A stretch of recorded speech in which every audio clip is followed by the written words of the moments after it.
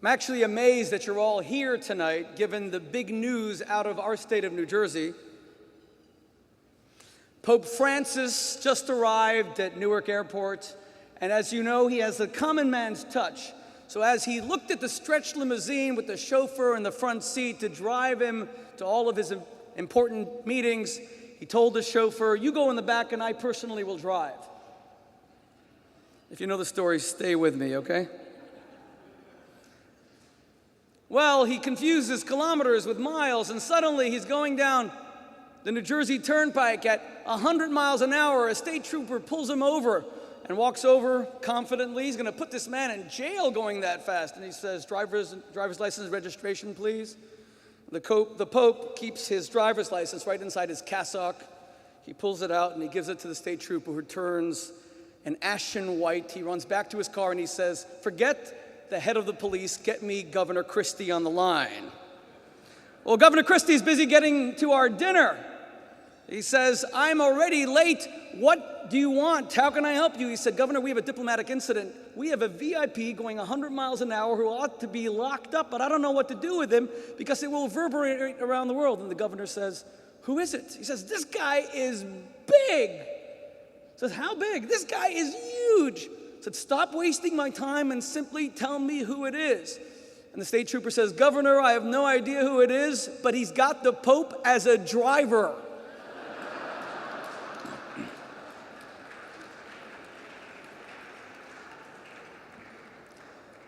That's all I wanted to share with you this evening. Thank you all so much for coming.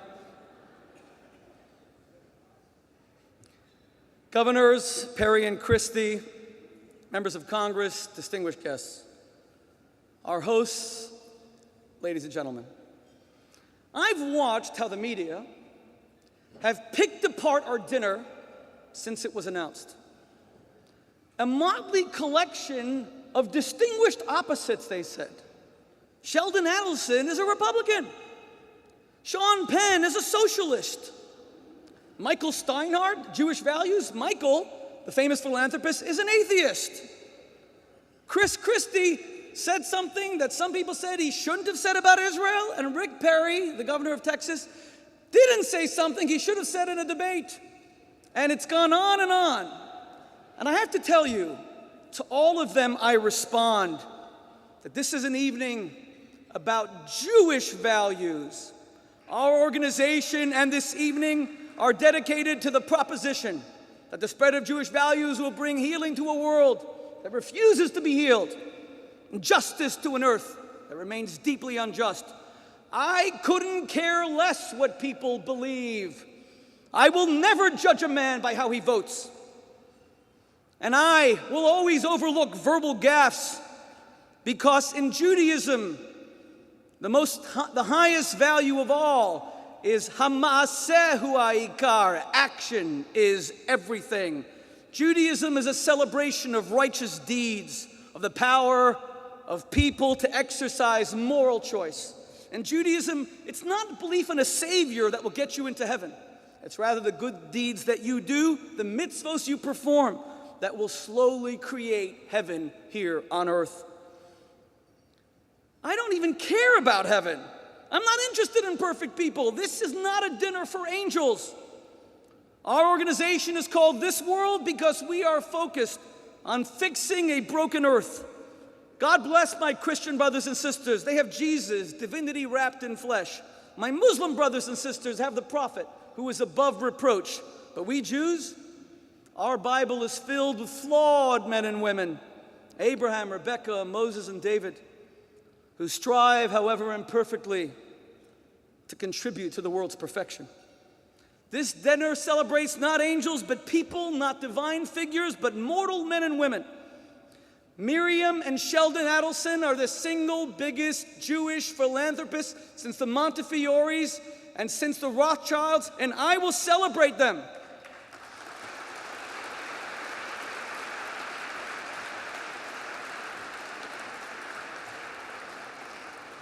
Michael Steinhardt created the single largest Jewish educational program in modern history, and I will honor him.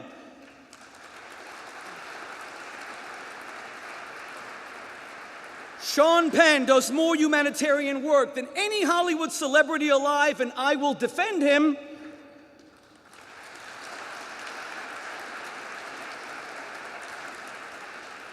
Chris Christie is trying to fix the broken state that I live in. He's doing a great job, and I will thank him. Thank you, Governor Christie. God bless you. Rick Perry oversees the largest state in the continental United States, and I will never mess with him, because you don't mess with Texas.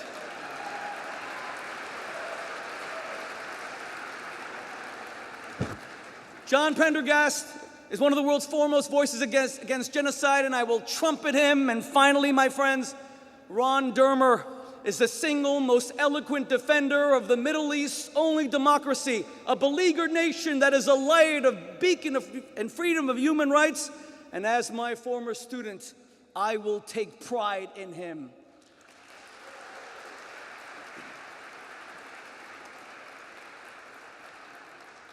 And I will bring them all together under one tent. For shame that we call ourselves the United States if we don't live up to that moniker. How much more division, artificial division, will we create? Why, this person believes this, and this political party, and that political party. Where are the John F. Kennedys to get up in the last summer of his life and remind us that we are one because we all breathe the same air and we all cherish our children's future? Today is Lag BaOmer, where one of the greatest rabbis of all time, Rabbi Akiva, who said that the highest ideal was to love your fellow man as yourself. Zeh klal gadol b'Torah. This is the central pillar of the Bible. His students did not respect one another. For them, religion was about finding fault. This person's a sinner. It was about condemnation. It was about hellfire and brimstone. And unfortunately, they perished, and they ceased to die today. And we chose today's date because it was a celebration. We Jews are only allowed to have music today. And isn't that what's happening with religion in America today? That even religion is being used as a cudgel to beat people up? Sitting in this room is the greatest Jewish personality alive. My hero, my teacher, my friend, Elie Wiesel.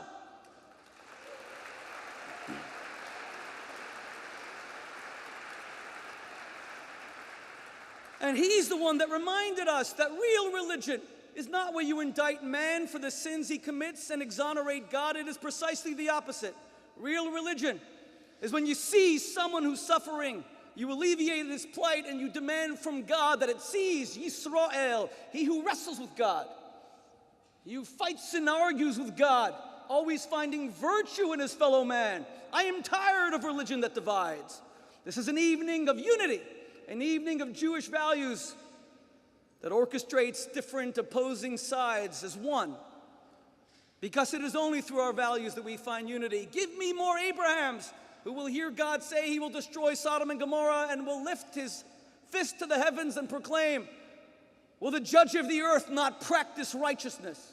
Give me more Moses who, after the sin of the golden calf, when he is informed by the Almighty that he will devour the Jewish nation for their sinfulness, says to God, you may do so if you wish, but mecheni nam risivracha asher kasafta. In that case, you must erase my name from your Torah. Judaism is about finding the virtue in another person. I traveled to Rwanda last month, where I was honored to speak at the National Stadium for the 20th commemoration of the genocide. It was terrible to witness. The survivor took the microphone, and in a slow voice, he began to recount the unspeakable horrors of Murambi, where you can still see 500 desiccated, lime-covered bodies. In Tarama, where you can see little children's skulls that were pierced with an axe. And then slowly it started. First a hum, building to a crescendo of children shrieking and women quaking and men thundering, people who could not absorb the horrors that their country had endured, and even the emergency staff couldn't take out all the people who were fainting. And the Secretary General of the UN, Ban Ki-moon, got up and said, never again must mean never again. But even as he said it, my friends, Arab children were being gassed in Syria. And women were being machine gunned in South Sudan. And Christians were being slaughtered in the Central African Republic. And why does this continue to happen? Why does never again not mean never again? Because we have failed to spread Jewish values. It was the Jews who taught the world in its fiery exhortation to the Ten Commandments, "Thou shalt not murder." It was the Jews who taught the world in the very first chapter of Genesis that every human being, Muslim, Jew, Christian, agnostic, atheist, black, white, every shade in between, is created equally in the image of God. Donald Sterling doesn't need a class in racism and history. Donald Sterling needs a class in his Judaism.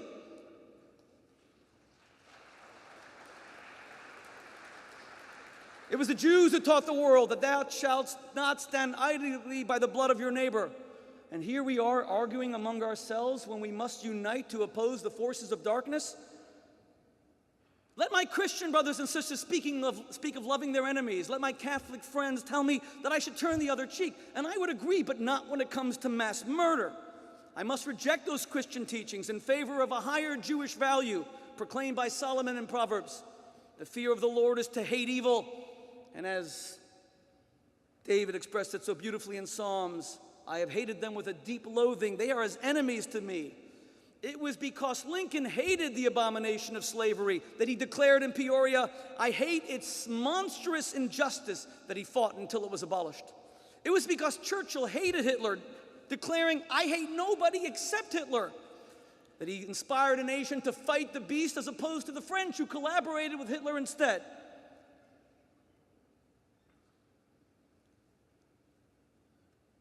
And that's why I honor the supreme embodiment of Jewish values, the majestic, noble, and righteous state of Israel, which rejects a self-serving and fraudulent definition of righteousness whereby one allows Hamas to perform honor killings in Gaza or Hezbollah to take over Lebanon, imposing a reign of terror, or Iran to hang gays from cranes in public squares. Israel may be the most maligned country, but it follows in the tradition of Jacob. Jacob was the man who saw that Esau was going to get a blessing that would give him power, and Jacob knew he didn't deserve that power. He would abuse that power. So he entered into an arena to defeat him. And as such, his name Jacob, which means he who is stepped on by a heel, was changed into Yisrael, he who wrestles with an angel and is victorious. Give me a Jacob who will get up at the UN just a few blocks away and say, we don't need boots on the ground perhaps in Syria, and we don't need a no-fly zone, but for goodness sake, can we not indict Bashar al-Assad for crimes against humanity?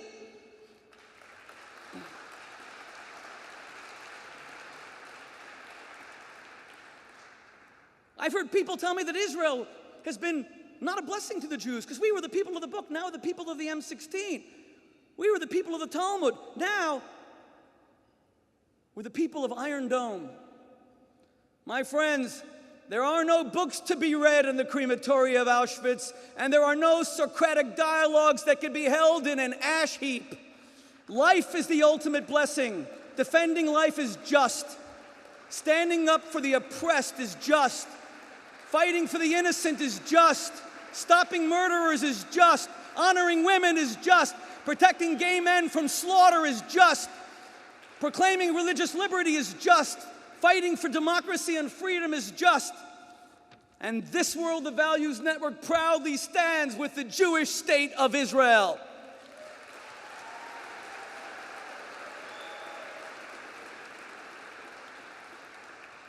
We will not stand idly as Tutsis are macheted in Rwanda.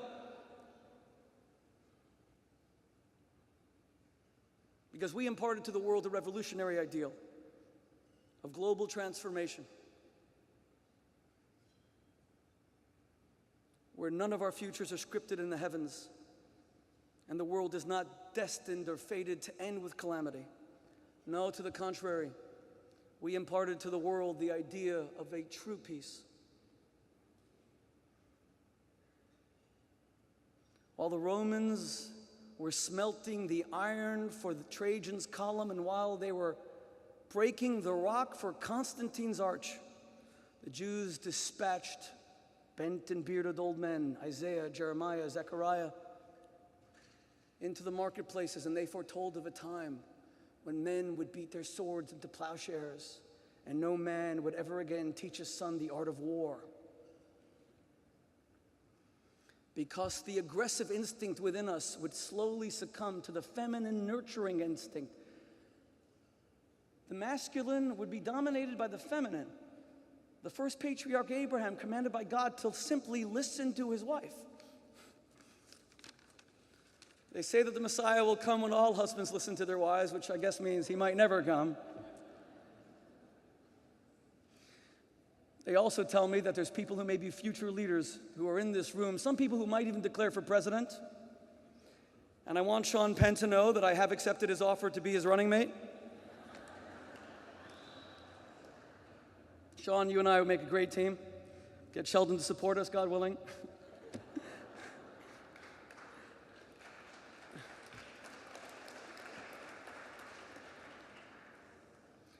I can't do that, actually. I've got 9 kids to raise, and I'm actually going to finish with something completely different. You know what, my friends? One thing I learned in the 25 years that I've been privileged to be a rabbi was that all along, I really should have listened to my wife.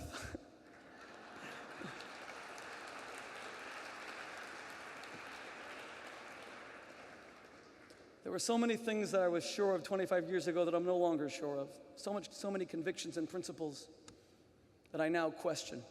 It's so true what Socrates said, that if he's the wisest of all men, it's because he admits he doesn't know. Or what the Zohar says, the end of all knowledge is to come to know that you cannot know. But one thing I do know is that I would never have gotten through the past 25 years without Debbie at my side.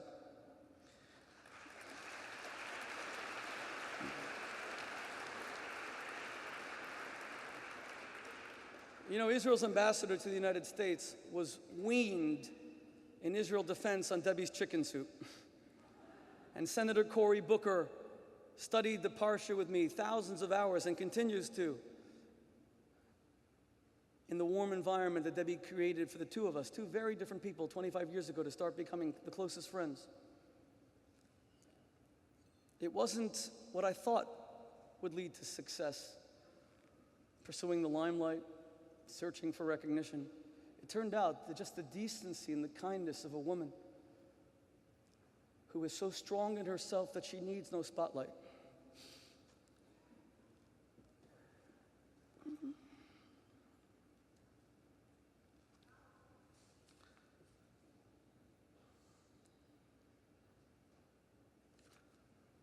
So sure of herself that she needs no others to validate her.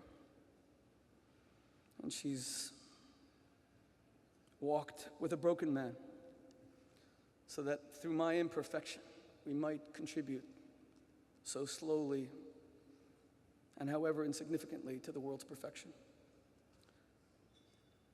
My friends, I'm going to conclude this evening by asking my children to please come up here for a special presentation to their mother on the 25th anniversary of my becoming a rabbi.